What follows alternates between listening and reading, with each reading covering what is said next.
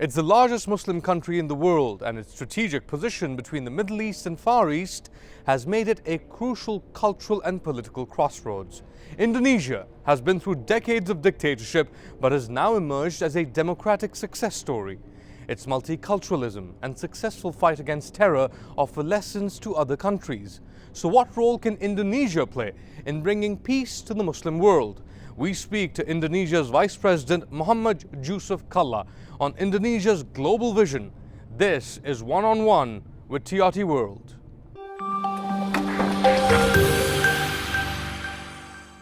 Vice President Kalla, thank you for speaking to TRT World. You are at the OIC Summit in Istanbul. What is Indonesia's agenda at the summit? Yeah, this summit, of course, what is expected is how OIC member can cooperate, can live peacefully with the others, and cooperation in many fields like economy and the others. Especially this time that so many conflict, so many problems in the OIC countries, and each others not have enough unities. There's still Palestine's problems and the others. We hope that this summit, this meeting, will have solutions and compromise to realize this our target to make a unities and make peaceful in this many countries. A month before the summit in Istanbul, an extraordinary session of the OIC was held in Indonesia with a specific focus on Palestine. What role, what advice can Indonesia give on Palestine and in trying to resolve the Palestinian issue? The OIC established because that time, 50 years ago, their problem in Palestine. It's meaning that focusing for Palestine is still one of the very important thing for OIC. The extraordinary summit in Jakarta last month is very important to make a new paradigm, new system, how we are working together in this. But for us, important thing, the first step, very important principle is how Palestine can unity between Hamas and Fatah, because if both, Hamas and Fatah not have unity, we cannot do anything to make negotiations with Palestine and the other side. If you're talking about Palestine first will be unity. You cannot do anything if Hamas and Fatah can unity. You cannot do anything. Here, you can't do anything if Israel doesn't want anything to happen. Yeah, of course. How do you convince them? We can. Why? How? You know who is Israeli people to fear about the situation. Indonesia is the largest Muslim country in the world. What lessons can Indonesia offer the Muslim world and specifically the Middle East? Yes, what problem now on in the Middle East and the other countries? Refugees, conflicts, and instability, or radicalisms and terrorisms.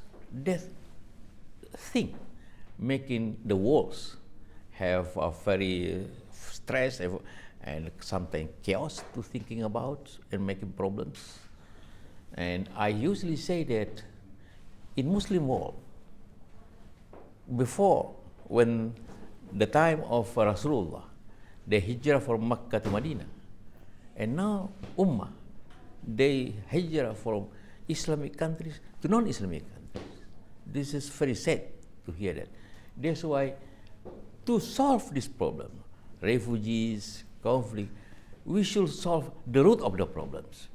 And that is? What is inequality between?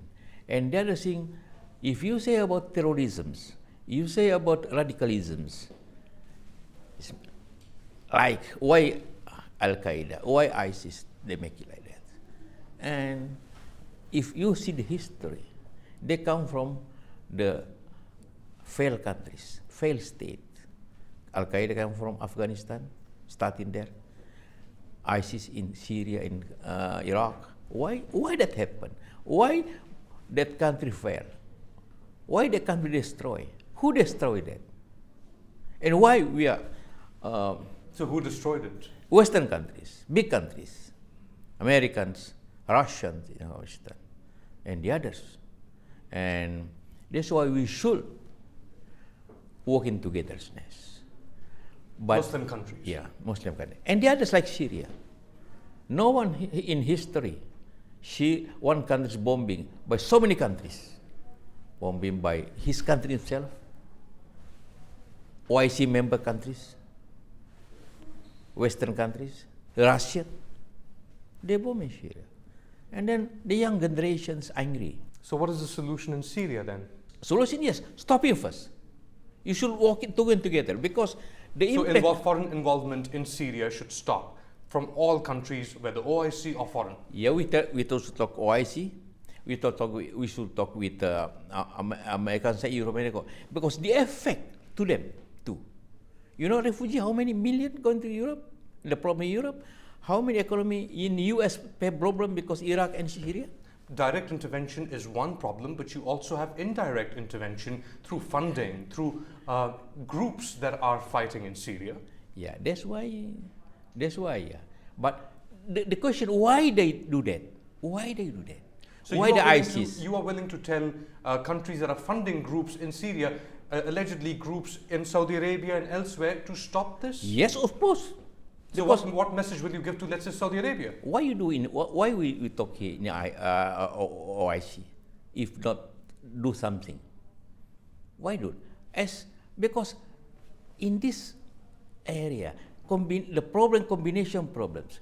There are problems ideologies, Sunni and Shia. There are problems of democracy, authoritarian. There are problems of Cold War between Russia and America. There are problems of energy. So many problems in one. Just stop it each other's to make it. The only thing you do is to talk and stop it. But they aren't even willing to talk. You see, as you mentioned, divisions are so deep between some countries. Okay.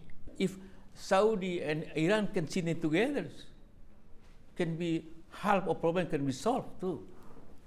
Or Bashar can more look in his country. I think it will be okay. You can sit together.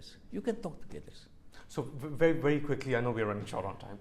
Bashar al-Assad, if he can take care of his country, you're okay with Bashar al-Assad being in Syria or the Syrian regime being intact? I don't want to interfere in domestic problems of the country.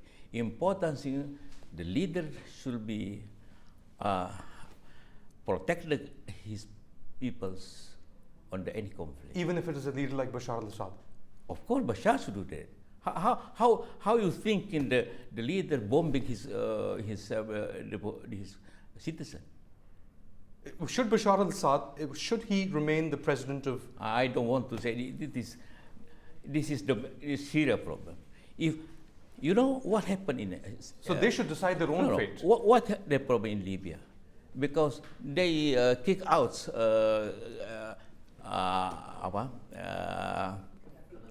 Gaddafi. Why the problem in Iraq? We're kicking out Saddam. Whatever the system, they make stability when they. Which one better, when Saddam era or now era?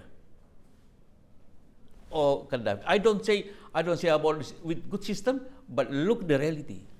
So you're saying that Bashar al-Assad should be able to stay as a president of Syria? Yeah, if they can protect his people, forget it.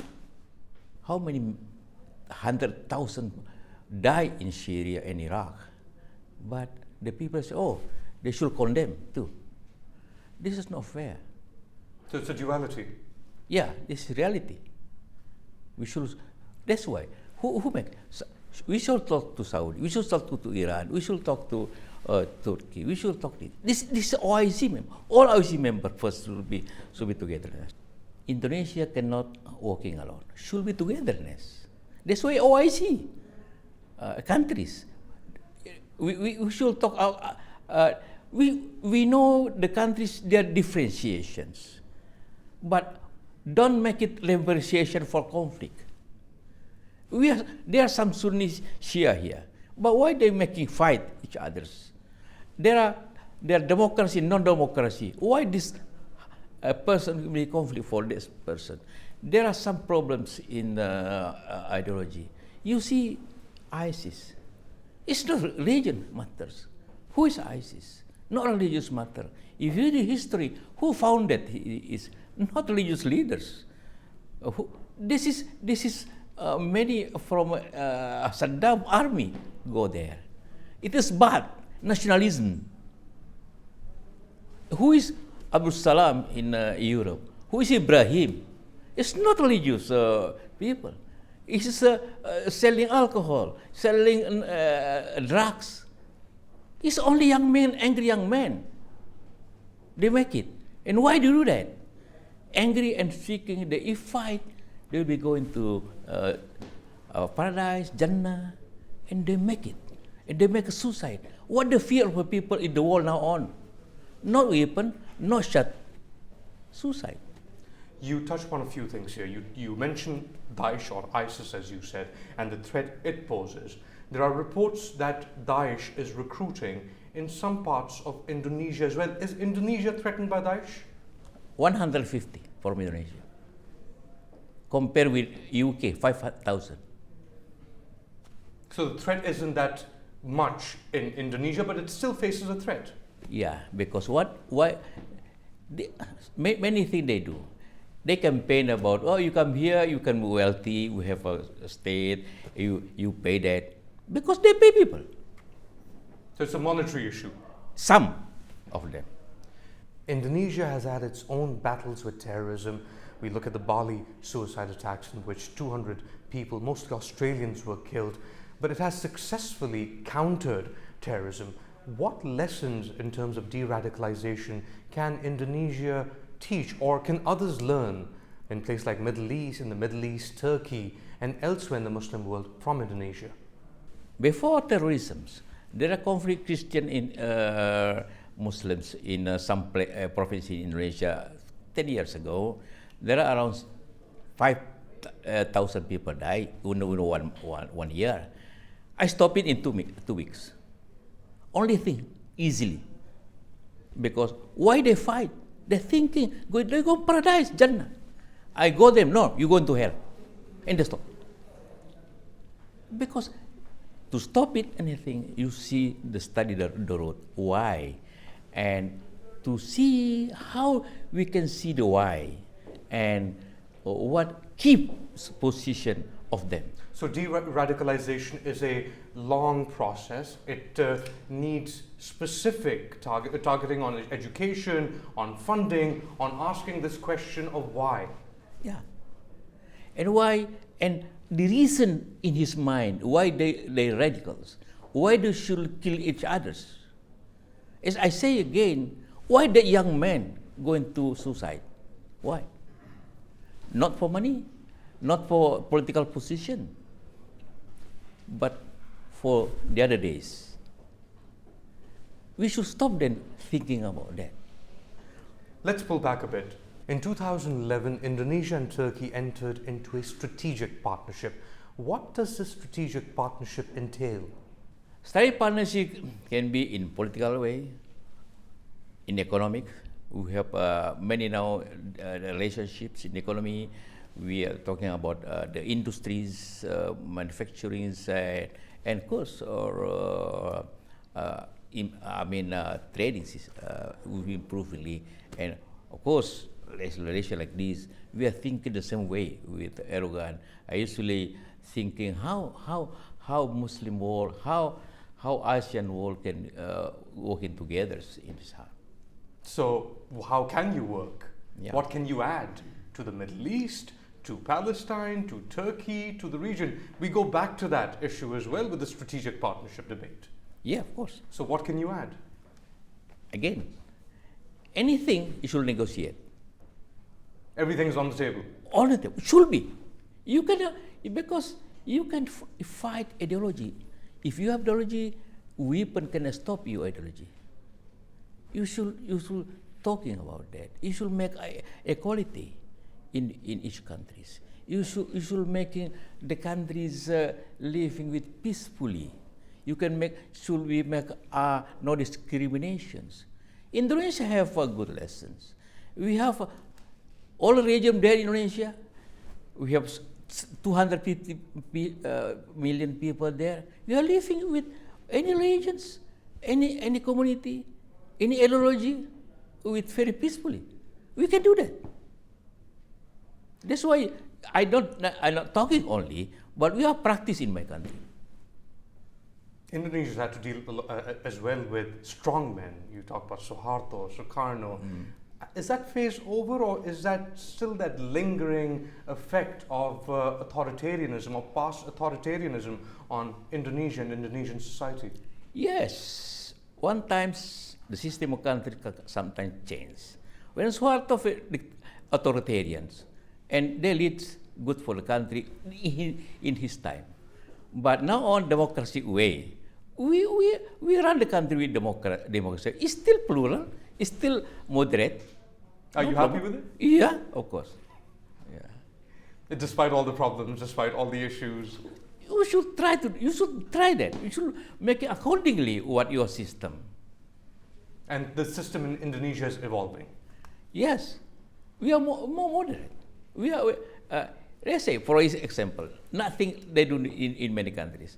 You know, Indonesia, the Muslims is 89% of population. But what in your first impression of the country when you're going to Indonesia as tourist? Bali. Bali is Hindu. You see Borobudur is Buddhist. But we are happy about that. What happened here? They're all bombing this, but we not. So this multicultural example of Indonesia shines through. Yes, that's right. That's right.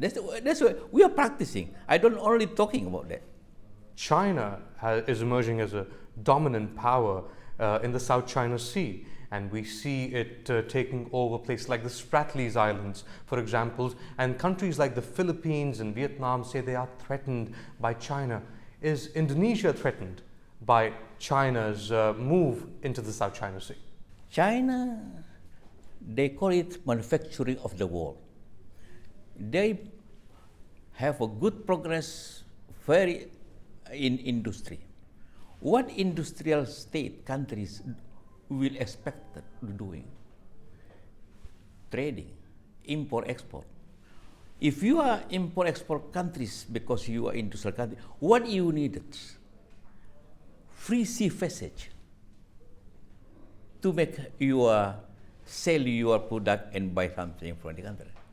It's meaning that I believe that China will make in South China Sea as free passage. You think so? Yeah.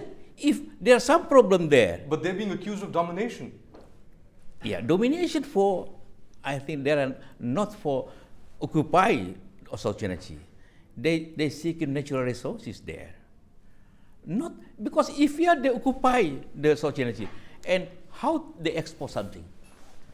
We have reports of Chinese vessels harassing Vietnamese fishing vessels, for example, or trying to drive away Philippine. Indonesia they're doing to the same. If they're illegal fishing, we are doing the same because any country have a right in the economic zone. But for passage should be free. So you think a strong China in the South China Sea, in these areas, in those waters, is a good thing? No, I say good thing, but my thinking that China don't want to occupy or control all things in South China Sea. Don't want. For what? Energy, resources. Yes, that's why not controlling for the natural resources in his area. Not to say, oh, this is China owns. No, because but that's what the Americans are saying. The US says that what China is doing is to gain dominance in these areas. It wants to dominate. What would you say to the US? This American way of thinking. But we are in the region. thinking, no, China need a free passage. Because if the problem there, we are close to Malacca Strait, and will be all broken economy in Asia. So the Americans are wrong then? Yes, to say that China will be occupied, stopping in making a China passage only, should be free passage. One of the things that the Americans are doing as a result of this fear of China moving into South China Sea is supplying weapons to Singapore. In fact, a delivery of F-35s Singapore has signed up to the F-35 fighter jet program, and the Americans want to create a pivot in Singapore as well. What are your thoughts on that? Singapore is businessmen, business trading countries. China is trading too. And why China can be trade with Singapore? Why America can? Why China cannot? It's free. Now we are free trade in Asia. So you will try to convince the Americans not to think of this region, of the ASEAN region, ASEAN in which Indonesia is heavily invested, in those terms. Yeah, China and ASEAN should be sitting together accordingly to the international law, UNCLOS. You know that 12 miles is territorials and 100 miles is economic zone. China, US don't sign the UNCLOS. Recently, countries around the Pacific Rim, including the US and Canada, New Zealand, the Philippines, created the largest economic bloc in the world, the Trans-Pacific Partnership Pact. Where does Indonesia see itself in this? Indonesia now study to make a consideration to join in after the ratification of the agreement within the countries, because needed same position in this trading in Asia. Even if it undermines ASEAN, and even if it undermines China, as some Chinese observers are saying? No problem. We have agreement with China. And they're okay with it? We're okay. Yeah, no problem. Okay or no okay, it's not China problems. It's our problems. Well, we also see issues in North Korea and South Korea. We see issues in Taiwan that China has. What advice can Indonesia give to resolve these issues? Yeah, North Korea, it's nearly 60 years problem between both countries, and the leadership there are unknown what they're thinking about in this country. Taiwan, I think they have so many now interim agreements with China. Yeah, it will be and you know, around 40% foreign investment in China is by Taiwan. This will be, I think, there's no more big issues about Taiwan in China in trade, in relationship, people-to-people relationships. Vice President Kalla, thank you so much for speaking to TRT World. Thank you. Thank you so much. Thank you very much.